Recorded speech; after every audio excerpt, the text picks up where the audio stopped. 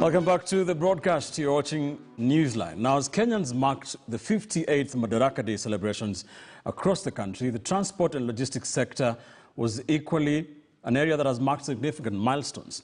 Several projects have been rolled out, with a notable one being the standard gauge railway, which today marked 4 years since it started operations. KTN's Abi Agina looks at the hits and misses of arguably Kenya's largest infrastructure project.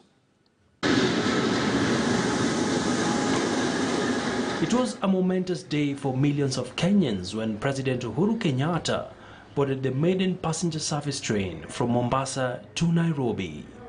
The Madaraka Express snaked her way amidst jeers from onlookers as Kenya joined the League of African Countries to flag off a modern train service out to ensure seamless connectivity.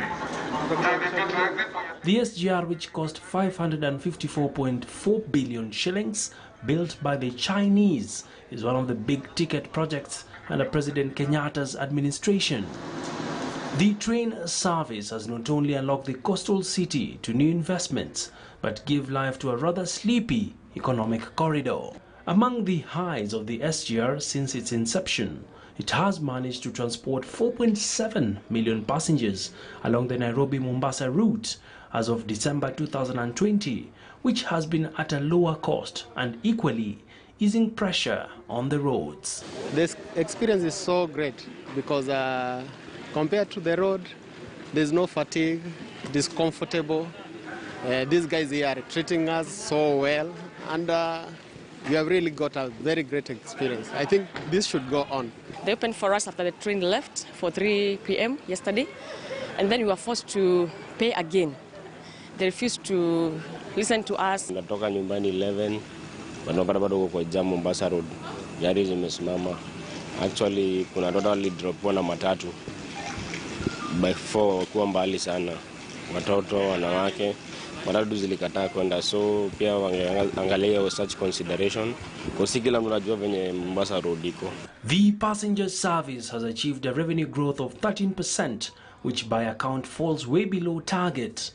This translates to a revenue collection of just about 37.5 billion shillings, while the costs have been tinkering on the higher side.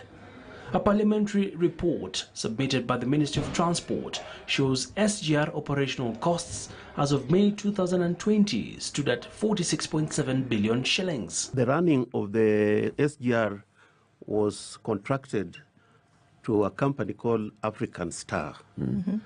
That has been running, of course, in conjunction with the railway, but the operations and maintenance was handed over to them. This was a 10-year contract, but subject to review in 5 years. Now 5 years ends on the 31st of May 2020. Currently, we have negotiated with the contractor so that we take over the running of the standard gauge railway. First phase has started.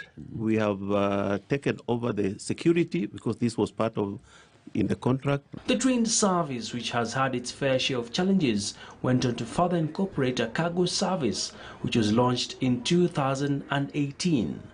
The freight service has so far been able to move 13.6 million tons of cargo as at December 2020.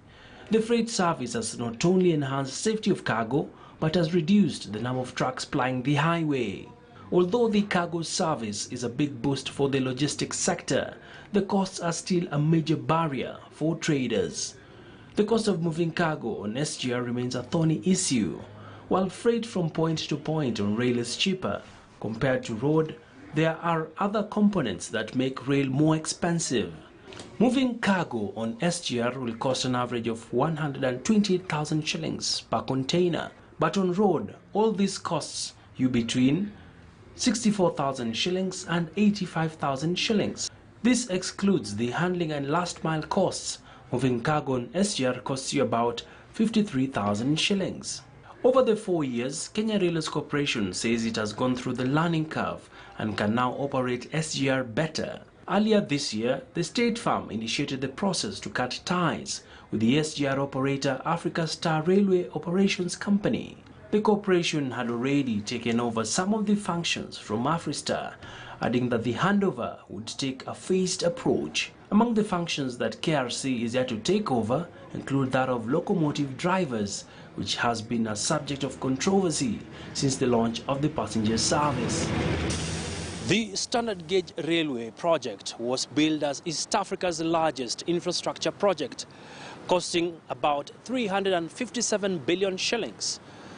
The project has not only unlocked Kenya's coastal city, but has led to the opening up of the logistics sector. But has this translated in a value for money for Kenyans? I'm Abi Agina for KTN News.